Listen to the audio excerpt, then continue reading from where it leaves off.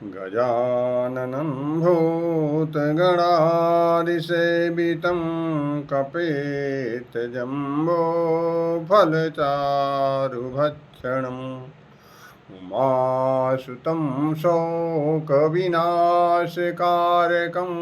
नमामि विघ्नेश्वरपादपङ्कजम्। गणेश जी की वंदना के बाद हम लोग कथा की ओर बढ़ेंगे, लेकिन इससे पहले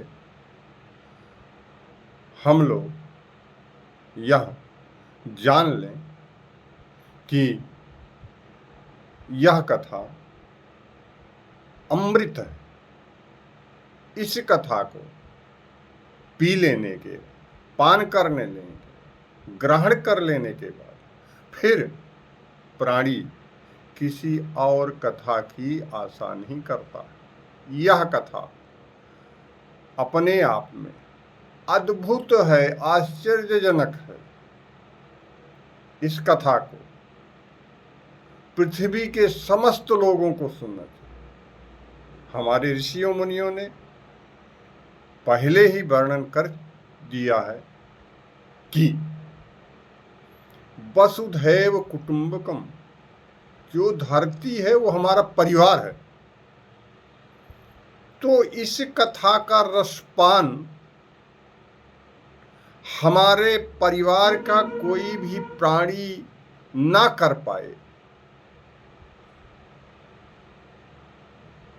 यह हमें कैसे शोभा दे सकता। इसलिए धरती पर विराजमान सभी प्राणी जो भी गर्भ से आए, उनके उद्धार के लिए यह कथा अमृत। इस कथा को राजा परीक्षित से लेकर आगे ऋषि मुनि मनुष्यों को उद्धार के लिए, मनुष्यों के उद्धार के लिए कथा कहते आ रहे हैं।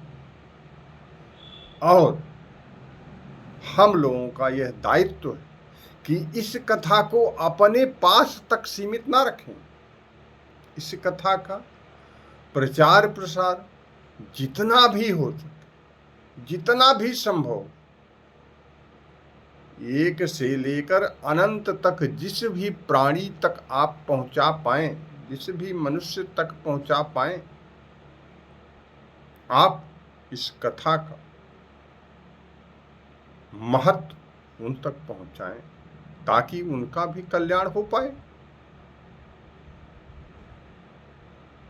और माताओं, बहनों, भाइयों, बुजुर्गों, बच्चों, सभी से मेरी एक प्रार्थना है, इस बात का हमेशा ध्यान रखें कि धरती पर आया हुआ हर मनुष्य किसी न किसी कमी का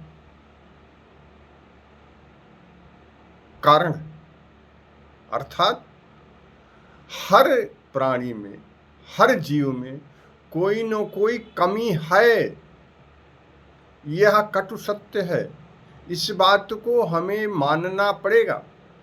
इसीलिए वो धरती पर अवतरित हुआ है, अर्थात गर्भ से आया हुआ।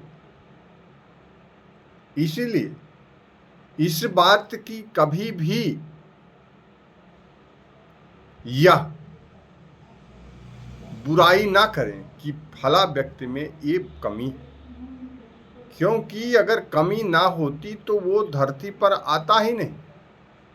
यह बात हमेशा हर सुनने वाले, जिन्होंने सुना नहीं, जिनको पता ही नहीं सही क्या है गलत क्या है, उनके लिए तो कहना संभव नहीं।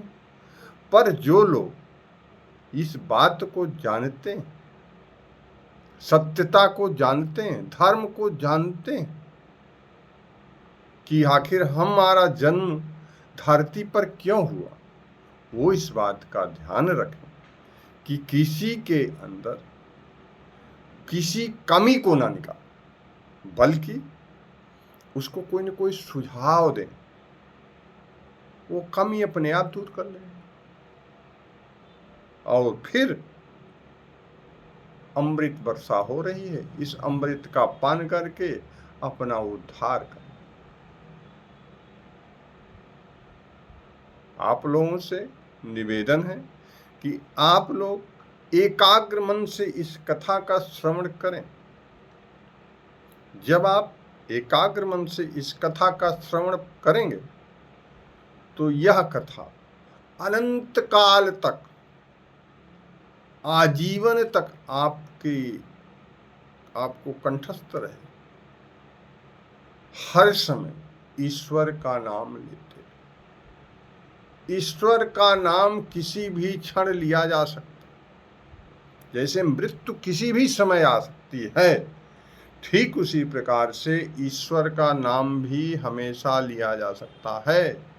ईश्वर के नाम लेने के लिए कोई जगह ढूंढने की जरूरत नहीं, जगह उस प्राणी को ढूंढना पड़ता है जिसको इस बात का ज्ञान नहीं है कि ईश्वर के नाम में ताकत कितनी, उसको ढूंढने के लिए, उसके लिए यह है कि उसको पहले मंदिर ले जाया जाना, फिर वहां उसको महत्व बताते, तब उसको समझ में। जैसे बच्चा रोज विद्यालय जाता है, तब वो जो है विद्यालय में पढ़ाई गई चीजों का अध्ययन करता है और तब वो पाता है कि हाँ, पढ़ाई करना अच्छी बात। ठीक इसी प्रकार से आप सभी तो ज्ञानवान, आप लोग इस नाम, ईश्वर के नाम को हमेशा जपते रहें। जब आप ईश्वर के नाम को हमेशा जपते रहें तो उससे मन एकाग्र हो जाएगा, और जब मन एकाग्र हो जाएगा तो कथा श्रवण कर लेंगे, कथा श्रवण हो जाएगी तो आपका उद्धार हो जाएगा। इतनी सी बात है। पर इतनी सी बात के लिए आपको सब कुछ समय के साथ भूलना पड़े। हर कर्तव्य को करते हुए इस कर्तव्य को कभी ना बोलो, इस कर्तव्य को हमेशा पहले रखें।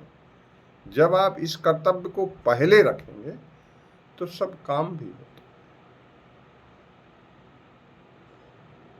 इस कथा में हम आगे बढ़ते हैं।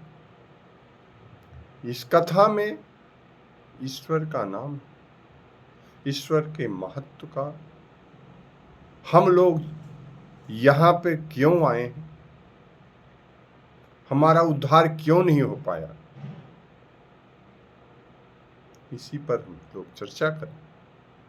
उसी में से एक कथा आती है धुंधकारी। धुंधकारी के माता पिता बहुत बड़े आदमी, अर्थात राज वैभव था, उनको किसी प्रकार की कोई कमी नहीं थी, पर उनके पास कोई पुत्र नहीं था, न कोई पुत्री थी। धुंधकारी के पिताजी धार्मिक प्रवृत्ति के थे, पर धुंधकारी की मां अधर्मी थी।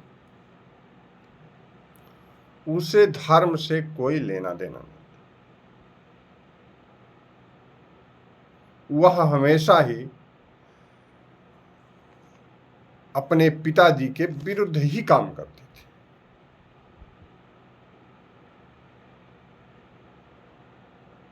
धीरे धीरे समय बढ़ता गया। धुंधकारी के माता पिता को कोई संतान नहीं थी,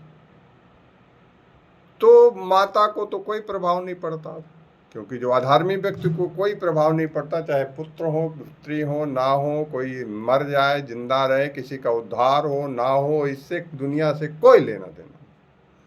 पर धुंधकारी के पिताजी को ये बात सताने लगी कि हमें एक कोई संतान मिल जाए, भगवान कृपा कर दें तो हमारा भी धरती पे आने का प्रायोजन कुछ हद तक सही हो जाए, इसी विचार से वो एक दिन घर से निकल पड़े। घर से आदमी निकलता है तो कहाँ जाएगा? जंगल जाएगा, सीधी सी बात। जब वो जंगल जाते हैं, ईश्वर की तो हम सब संतानें हैं, ईश्वर को तो पता है कौन कहाँ जा रहा है, क्या करेगा। जैसे हम अपने बच्चे की चिंता करते हैं, बच्चा चाहे हमारी चिंता करे चाहे ना करे, लेकिन हम बच्चे की चिंता जरूर करते हैं, कहाँ जाएगा, क्या करेगा, कैसे रहेगा। उसी तरीके से हम सभी प्राणियों के, पूरे भूमंडल के मालिक हैं, उनको पता है। अब धुंधकारी के पिताजी चल दिए, जंगल में जाते तो वहाँ पे क्या होता? वहाँ पे एक संत जी मिलते। भाई जाएंगे कहीं न कहीं, चाहे आप जिस रास्ते चले, चाहे आप अस्पताल चले जाइए तो वहाँ भी लाइन मिल जाएगी, वहाँ भी कोई न कोई मिलेगा। अब धार्मिक क्षेत्र में चले जाएंगे तो वहाँ भी कोई न कोई मिलेगा। ये तो स्वाभाविकता है, इंसान हर जगह है। जब चांद पर जा सकता है इंसान, चांद पर है,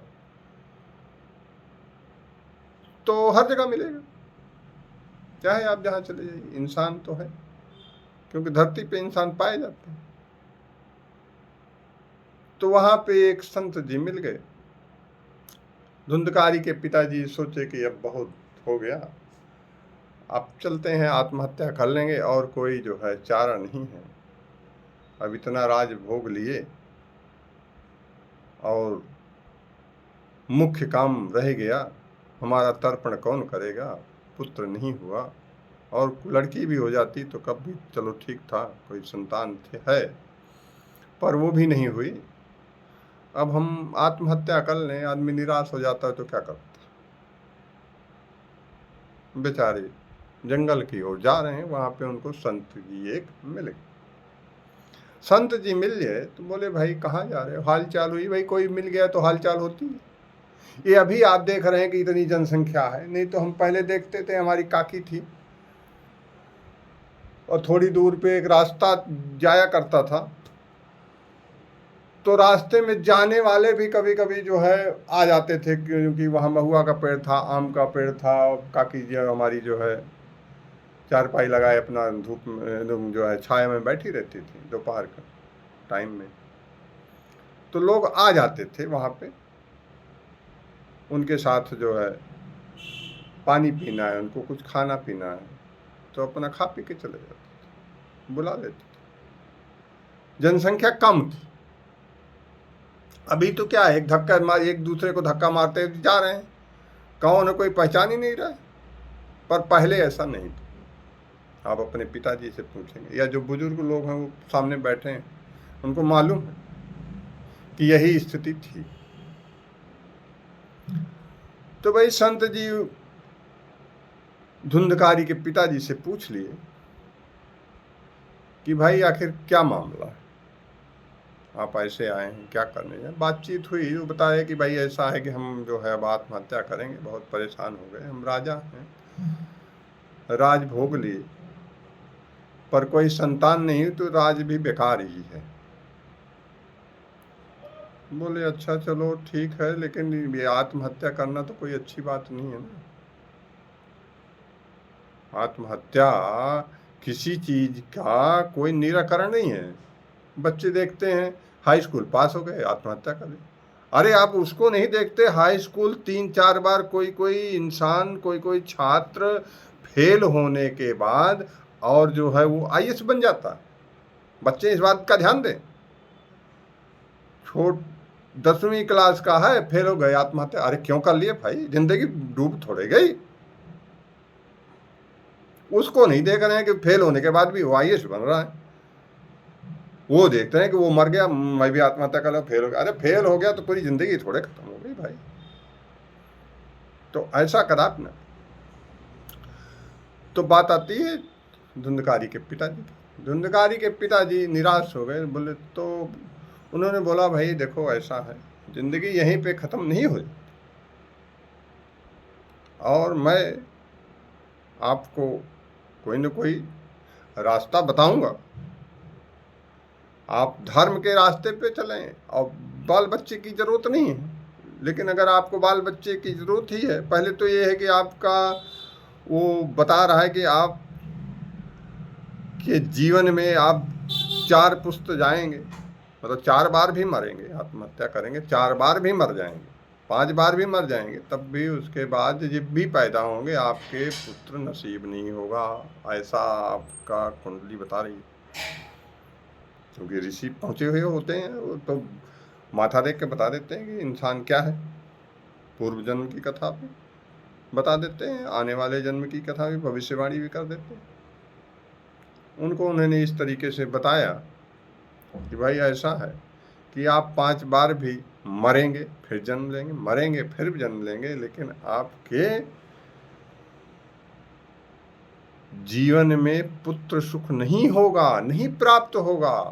आप क्यों परेशान है? इसलिए भगवान भजन करिए, अंत में भगवान के पास ही जाना है, तो धर्म काम कर लीजिए। लेकिन आज आपको पता है धर्म कोई नहीं करना चाहता, सुख सबको, और सुख के लिए वो आत्महत्या करने जा रहे थे कि भाई सुख नहीं मिला तो आत्महत्या करने जा रहे हैं।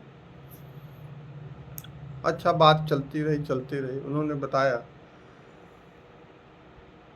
धुंधकारी के पिताजी ने बोले जब आप इतने पहुंचे हुए हैं तो नहीं है तब भी तो कोई न कोई ऐसा जुगाड़ होगा जिससे पुत्र पैदा हो जाए। पहुंचे हुए जो है बाबा बता देते हैं कि भाई ये उपाय कर लो तो ऐसे हो जाएगा। तो बाबा ने बोला हाँ भाई, अगर आपको ये है जिद है कि भाई मेरे पुत्र हो ही जाए, धर्म कर्म आप नहीं करना चाहते तो हो सकता है, ऐसी कोई बड़ी बात नहीं। अब क्या है, सोने में सुहागा। धुंधकारी के पिताजी को और क्या चाहिए, तो उसी के लिए तो वो जा रहे थे आत्महत्या, फिर आत्महत्या क्यों करेंगे। अब धुंधकारी के पिताजी ने उपाय पूछा तो भाई बाबा जब मेल जोल हो गया, भाई जब अपनापन आ गया, वैसे भी साधु का क्या है, साधु तो जो है दूसरों के लिए ही महापुरुष है। महापुरुषों का क्या काम, क्या है, महापुरुषों का काम है दूसरों को उद्धार करना, दूसरे का उद्धार ही करते रहते हैं। इसके अलावा महापुरुष का जन्म ही इसलिए होता है कि महापुरुष दूसरे को देते हैं, उनसे कुछ चाहिए नहीं, निस्वार्थ देते। तो उन्होंने बताया कि ठीक है भाई, आपको हम बताते हैं। ये उन्होंने अपने मंत्र से आवाहन किया और एक फल जो है धुंधकारी के पिताजी को दिया। बोला ये फल है, आप अपनी पत्नी को दीजिए और अपनी पत्नी को बताइए कि धार्मिक रूप से ये काम करे, जैसे ब्रह्म मुहूर्त में उठना, पूजा पाठ करना, जितने की सनातन धर्म में आप देख रहे हैं ना जैसे होना चाहिए, इस तरीके से पूरी विधि विधान से आपकी पत्नी को करना पड़ेगा, तभी संभव हो पाए। नहीं ये कि फल ले गए, फल खिला दिए, काम खत्म। तो फल खिलाओगे तो ये सब भी काम करना पड़ेगा। अब भाई मरता क्या न करता, चलो ठीक है, वो औरत तो धार्मिक है नहीं, लेकिन ये है कि जब पुत्र की बात आई है तो बताएंगे, करेगी, क्या करेगी। ठीक है भाई,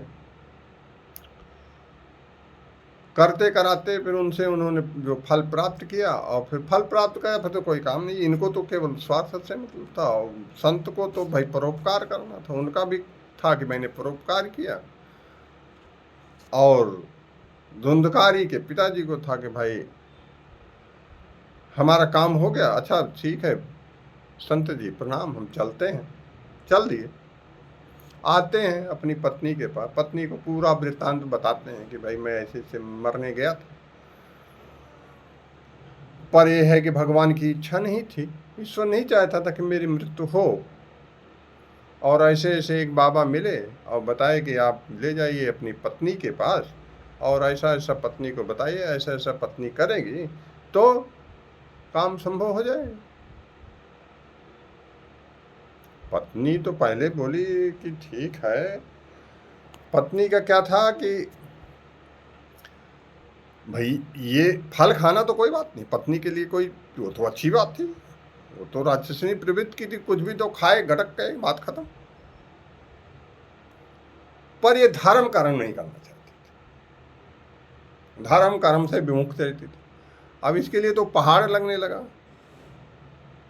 एन केन प्रकारेण जो इन्होंने समझाया तो बोली ठीक है भाई, अब पति का बात रखने के लिए उन्होंने कह तो दिया कि मैं खा लूँगी, ये सब करूँगी, पर कहाँ किसी की आदत जाती है। जैसे आप देखते हैं ना कि लोग बताते हैं कि पूत के जो है पाँव पालने में ही पता चल जाते हैं कि वो कैसा हो। माताएं जानती हैं। तो वही हाल उसकी थी। पति का मन रखने के लिए उसने फल तो ले लिया, पर उसने फल को न खाया और न बताए हुए जो है धार्मिक कार्य किए। धुंधकारी की जो माँ थी उसकी एक बहन भी थी, और वो बहन क्या है, बहन जो है गर्भावस्था में थी। तो उसको उसने बुलाया। धुंधकारी की माँ ने अपनी बहन को बुलाया कि बहन, पति जी ऐसे बता रहे हैं, मेरे तो समझ में नहीं आ रहा है, और तुम जान रही हो कि मेरे को ये सब जमता नहीं, ये सब मैं कैसे करूं। हाँ भाई, बहन तो है, तो बहन का भाई दुखारेगी। वो तो बोली कि हाँ ये तो सही है, आप बता रही हैं, ये तो भी सही है। हाँ, वो बता रहे हैं वो भी सही है, लेकिन अब तुम्हारे लिए तो कहाँ आप कर पाओगी। भाई राज वैभव कर रही हैं, राज वैभव की रानी बनी हैं, और कौन जो है करेगा, वो 4 बजे उठेगा तो वो पूजा करेगा तो फल खाएगा, फिर जो है गर्भावस्था में कौन लेके टहलेगा बच्चे को। गर्भावस्था के दौरान में माताओं को इतना कष्ट होता है कि वो इतना कष्ट कहाँ झेल पाएंगी। यही समझा रही हैं उसकी बहन, और खुद गर्भावस्था में है, गर्भ है उनके अंदर, उनके पेट में गर्भ है उसके बहन, लेकिन इनको ऐसे समझा रहे। तो बोली बहन क्या उपाय किया जाए बताओ।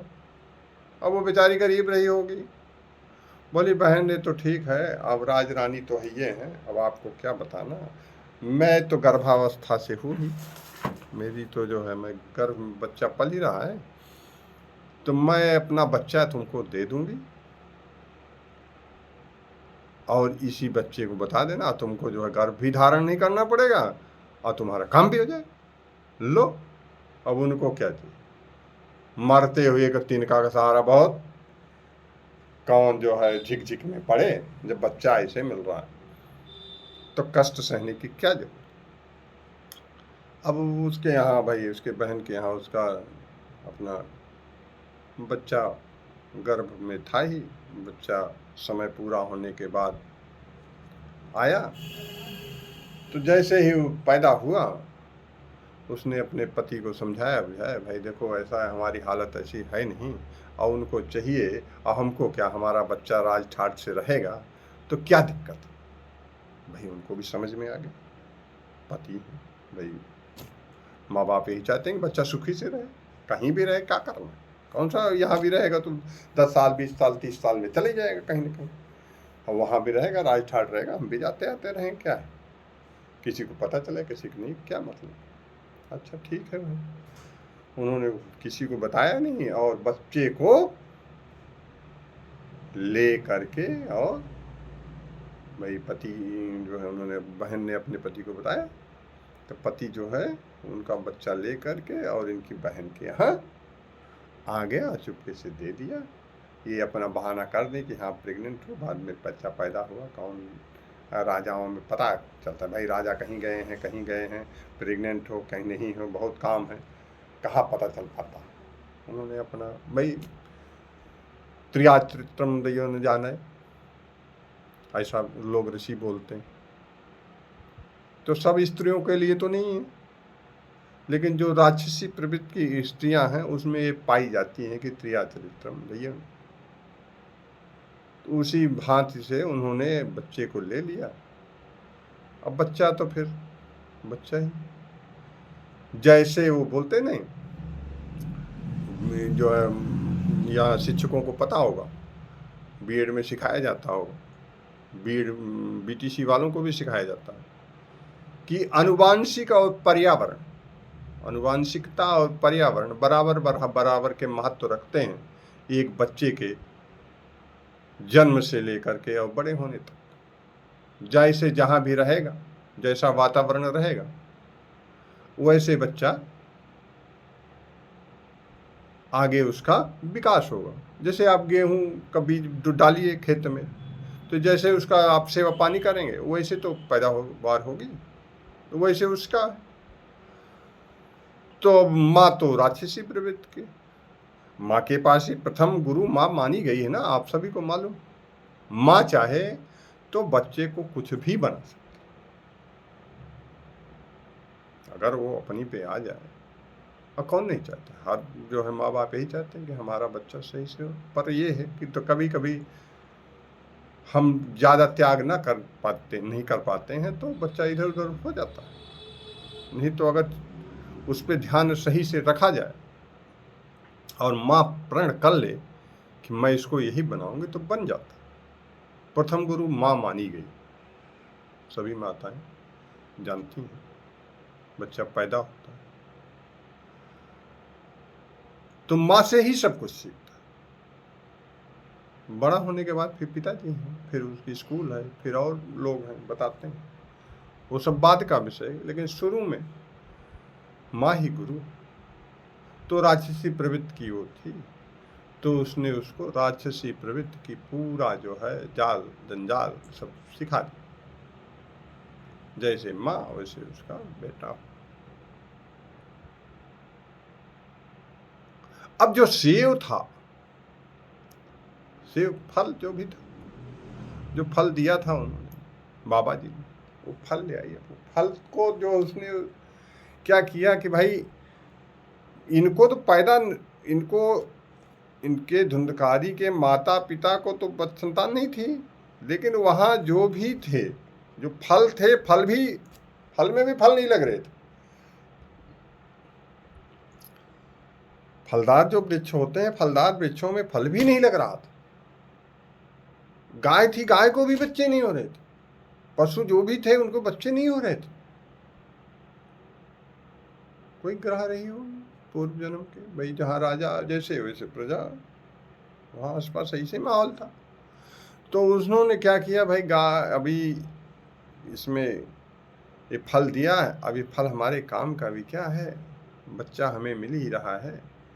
उस फल को उन्होंने गाय को दे दिया था। धुंधकारी की माँ ने उस फल को गाय को दे दिया था। तो गाय को भी बच्चा पैदा हुआ, क्योंकि वो चमत्कारी फल था, योग विद्या थी।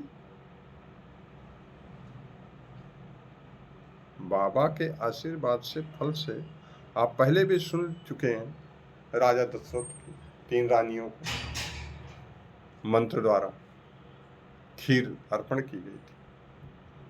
तो उनसे राम लक्ष्मण भरत शत्रुघ्न अवतार लिए थे। ठीक इसी प्रकार से वो चमत्कारी फल था। तो अपना तो उसने फल दिखाना ही था। उसने क्या दिखाया कि गाय को जब इन्होंने खिलाया तो गाय भी गर्भावस्था से हो गई, और वो भी जो है अपना गर्भावस्था पूर्ण करने के बाद बच्चा पैदा हुआ। तो कान तो उसके बड़े बड़े थे, क्योंकि गौ माता से पैदा हुआ है।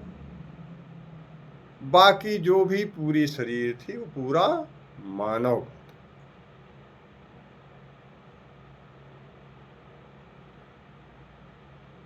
अब ये तो राक्षसी प्रवृत्ति का हो गया, धुंधकारी। पर जो गाय से बच्चा पैदा हुआ उसका नाम रखा गया गोकर्ण। और वो गोकर्ण महाराज बड़े विद्वान, प्रकांड विद्वान, क्योंकि भाई ऋषि ने दिया था। ऋषि के मंत्रों द्वारा अभिमंत्रित हुआ फल था और उस फल